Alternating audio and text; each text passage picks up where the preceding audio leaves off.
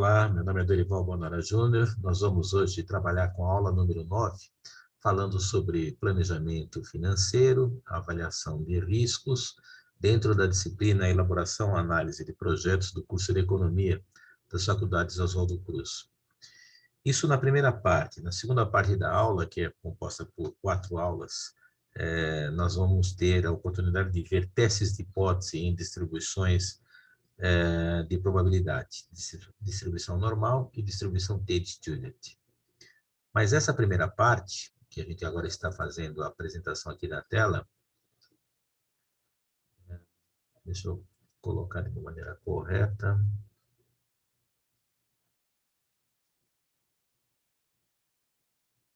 Agora entrou. Nós vamos ter, então, um início que fala sobre planejamento financeiro e estrutura de capital, e depois entrar numa avaliação de riscos, que são esses itens teóricos aqui, dentro do programa desenvolvido ao longo do semestre dessa disciplina. Então, no financiamento de longo prazo, é claro que se a gente tem um aumento de prazo, vai diminuir a quantidade de desembolsos para quitar essa dívida.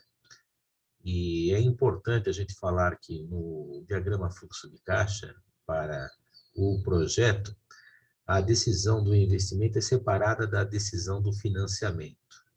E nem sempre a gente consegue um financiamento longo na chamada composição da dívida da empresa. Isso acaba dependendo da chamada gestão de crédito.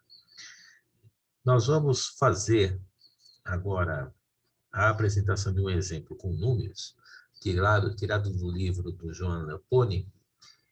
Aqui tem as referências, né, para essas condições dentro de uma empresa americana.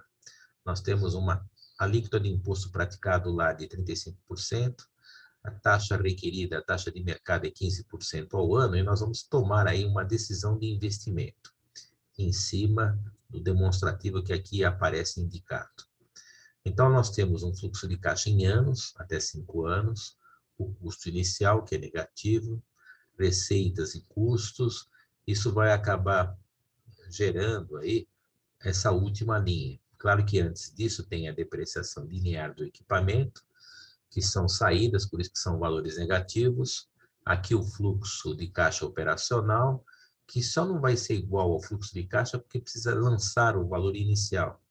E com esse lançamento a gente consegue calcular o NPV, Net Present Value, que é valor presente líquido.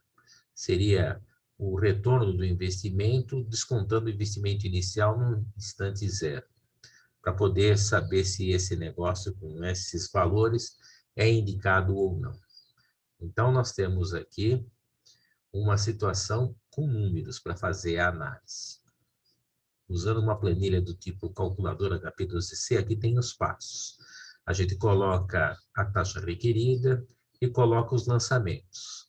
O fluxo de caixa inicial, ele é negativo, cash flow no instante zero, e depois os retornos. 1, 2, 3, 4, 5, e apura o NPV.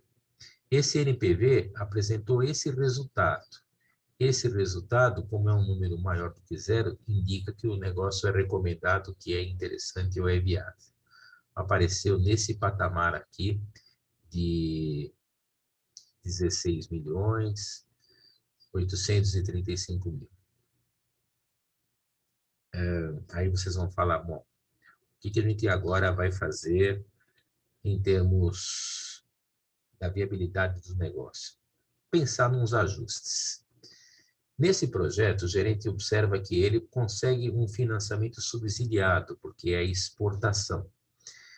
Um banco foi contactado e fixou um financiamento desse custo inicial, um financiamento de 100%, com uma taxa de juros praticada de 8% ao ano, pagamento em 4 parcelas anuais, isso é comum na América. A primeira parcela vencendo apenas no final do segundo ano, então no final do segundo ano, final do terceiro, final do quarto, final do quinto ano, e eles são calculados sempre sobre o saldo devedor a cada ano. Para isso, nós vamos ter, então, um demonstrativo. Fluxo de caixa, os valores, fluxo de caixa financiado, que vai aparecer um pouco mais à frente, como é que se chegam a esses números, como é que se chegam aos juros, o benefício tributário e aí, finalmente, o fluxo de caixa livre para os acionistas.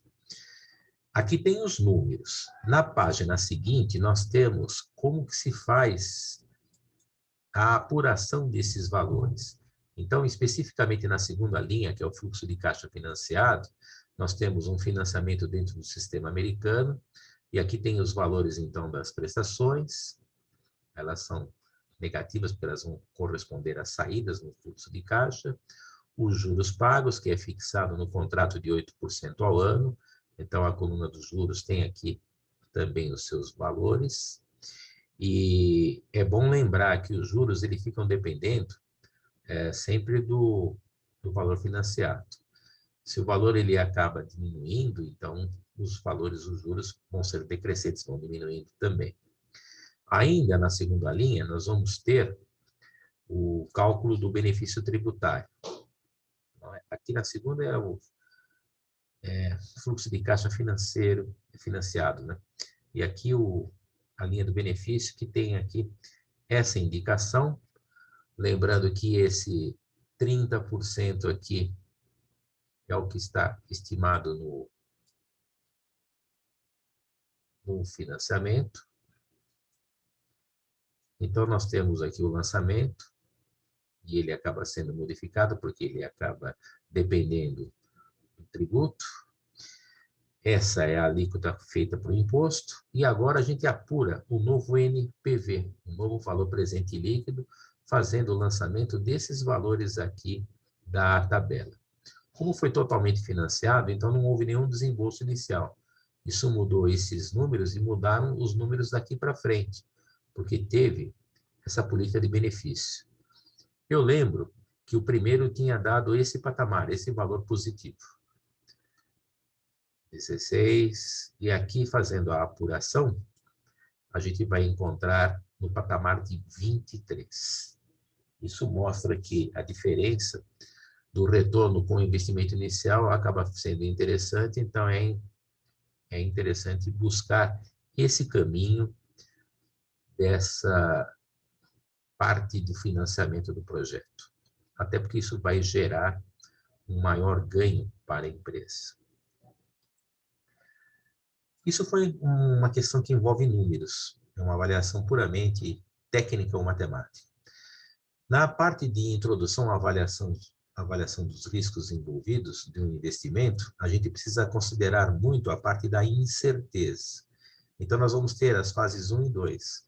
A fase 1 é para o analista tentar prever os possíveis acontecimentos e estabelecer estimativas de valores esperados, e fazendo isso numa técnica otimista, pessimista, e numa técnica que a gente pode falar assim, de um valor esperado médio.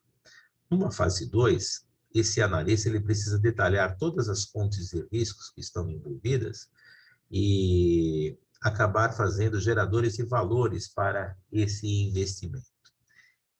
Uma vez identificado, ele vai tentar fazer uma diminuição de alguns desses riscos para que a empresa não fique tão exposta, né, à possibilidade de se ter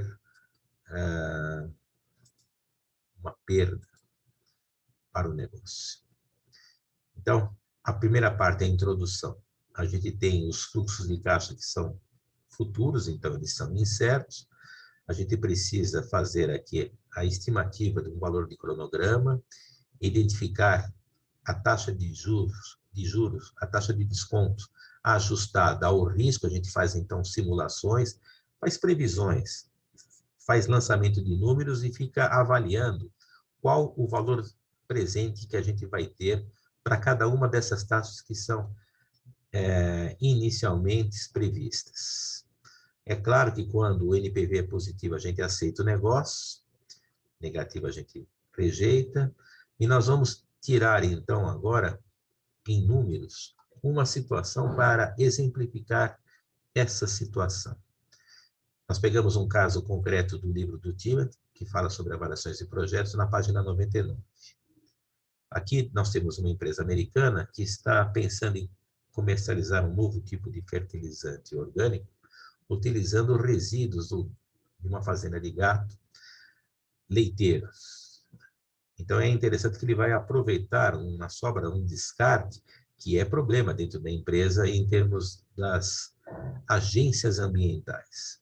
O investimento inicial é esse patamar aqui fixado, $580 mil, com esse desembolso de capital de giro, mais 330 milhões em ativos fixos, e nós vamos ter aqui 2 problemas resolvidos.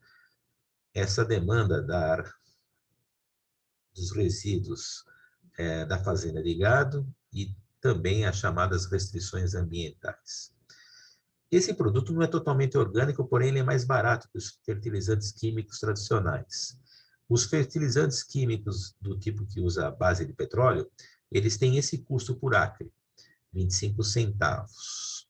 Isso vai gerar, então, a produção de grama e de feno para essa fazenda. E esse novo fertilizante, ele vai custar 20 centavos e não 25. Então, já tem aqui um ganho considerável, digamos assim. E ainda não é necessário fazer aplicações durante a estação de cultivo. Então, nós vamos ter aqui a montagem de um diagrama de fluxo de caixas livres para o projeto. Esse fluxo de caixa livre para o projeto dessa empresa, ele aqui tem a sua conta para o desembolso do capital de giro, onde tem o capital de giro mais os ativos vai gerar o investimento inicial. Com isso, nós vamos ter a montagem de um demonstrativo de uma tabela que ainda leva em consideração a previsão de se ter 1 milhão em receitas ao final do ano de 2008 e crescimento de 10% durante os próximos 5 anos. Então, 5 anos, 2008, 9, 10, assim por diante. Então, as vendas começam com essa previsão de 1 milhão e aí vai crescendo 10%. É sempre multiplicar por 1,10 a coluna anterior, tendo esses valores estimados de vendas. O custo das mercadorias, é claro que vai aumentando conforme vai aumentando as vendas, só que o custo segue esse modelo estimado, 67,40% de aumento. Então, é sempre multiplicando cada valor anterior por 1,674. O lucro, que é a diferença receita menos o custo. Aqui tem as despesas operacionais, são resultados negativos, por isso que aparece entre parênteses, despesas com a depreciação que é linear, o lucro antes dos impostos, depois aplica os impostos, e aqui a gente vai ter o lucro líquido. Claro que essa tabela, esses valores, eles são em números, $54.600, aqui $70.420, porque eles estão feitos na planilha de uma maneira para não ter uma quantidade muito grande de zeros. Esse lucro líquido, ele vai acabar impactando lá no fim, para a gente fazer a contagem ou o valor presente líquido.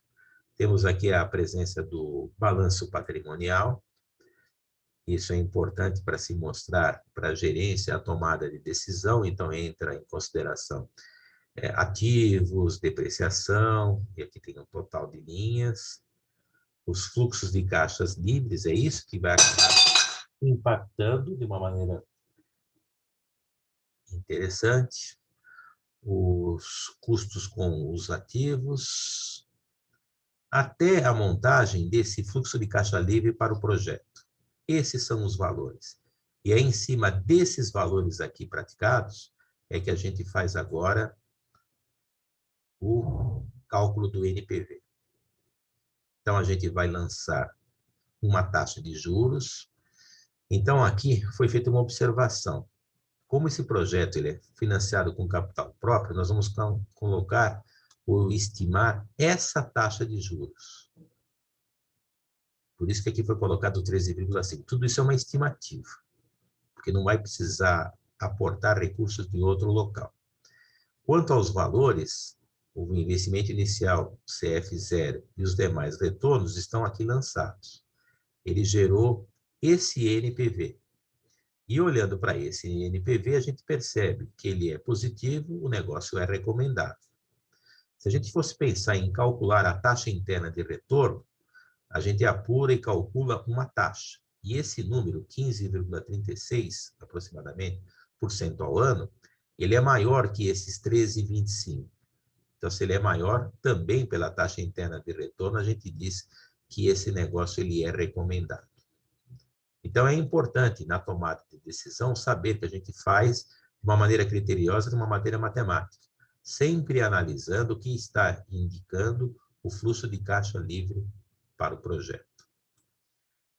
Eu falei que ainda ia ter uma avaliação de riscos para o projeto, então essa avaliação de riscos para o projeto tem ferramentas para se trabalhar para a própria compreensão do NPV. As ferramentas comumente utilizadas são análises de cenários. A gente faz estimativas otimistas, pessimistas, uma estimativa intermediária, tem um relatório chamado análise de sensibilidade, que a gente pode tirar em cima de planilhas do tipo Excel ou do Origin. Tem também no Linux essas ferramentas. E o passo 2, que é analisar os possíveis resultados. A gente precisa ter diferentes cenários para ter uma ideia, para vislumbrar o quadro que vai acabar aparecendo. A posição pessimista seria dizer que essas vendas não iriam ter o nível que foi colocado nessa tabela de cima. Aqui a gente começou dizendo que a minha tabela tinha 1 milhão de dívida, 1 milhão na geração para a base de cálculo de 2008 e aí crescimento de 10%. Numa ideia pessimista, aqui foi feita uma montagem onde a gente começa com 500 mil. Então, fazendo essa montagem com 500 mil, aí a gente precisa fazer a construção de toda a tabela. Então, aqui eu começo com 500 mil, aí vai aumentando 10%, 550, aumento mais 10%, a gente vai construindo esses valores.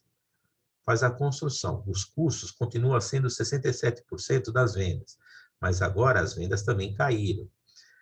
O fato é que a gente vai ter um outro demonstrativo, e nesse demonstrativo que aqui aparece indicado, se a gente fizer agora a avaliação do fluxo de caixa livre do projeto, nós vamos encontrar um número. E esse número aqui, que é o chamado cenário que foi montado, fazendo com que as vendas não saíssem de 1 milhão e sim de 500 mil por ano, gerou um NPV negativo. NPV negativo quer dizer que o retorno está abaixo do investimento inicial, então o negócio não é recomendado. Esse é o cenário negativo. Análise de sensibilidade. Essa palavra, análise de sensibilidade, é fazer uma análise do risco, o que está acontecendo. Então, nós temos situações que são tiradas em alguns aplicativos. Então, no Excel, nós temos atingir meta do Excel e tem também no Lotus, tem no Linux, essa ferramenta aqui, que é análise de sensibilidade. A gente tem aqui 3 colunas. O valor esperado, que é o NPV, chamado valor crítico da taxa, e uma parte para as alterações encontradas.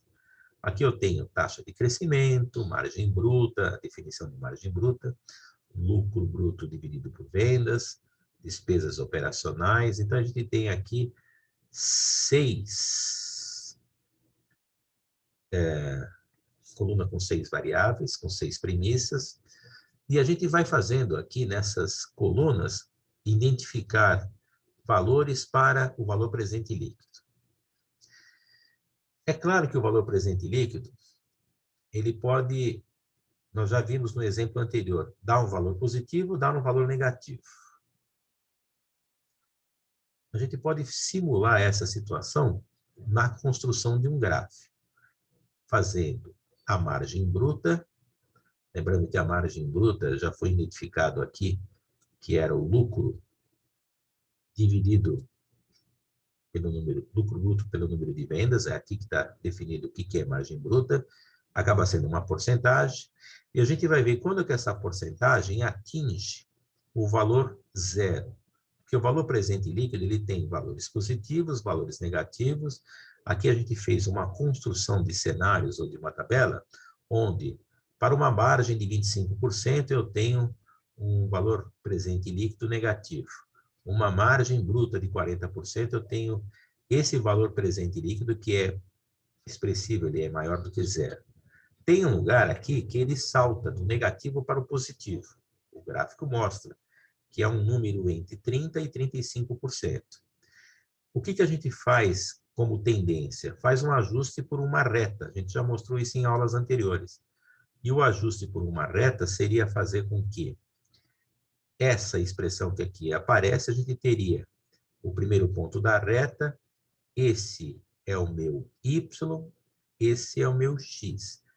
Aí, lança, eu vou ter um sistema, acho o A e o B, porque eu vou ter uma equação para esse y e esse x, uma outra equação para esse novo y e esse outro x. Então, duas equações diferentes. Com as incógnitas A e B, a gente acaba determinando o A e o B. A raiz é fazer o y igual a zero. E aí a gente acaba achando esse número.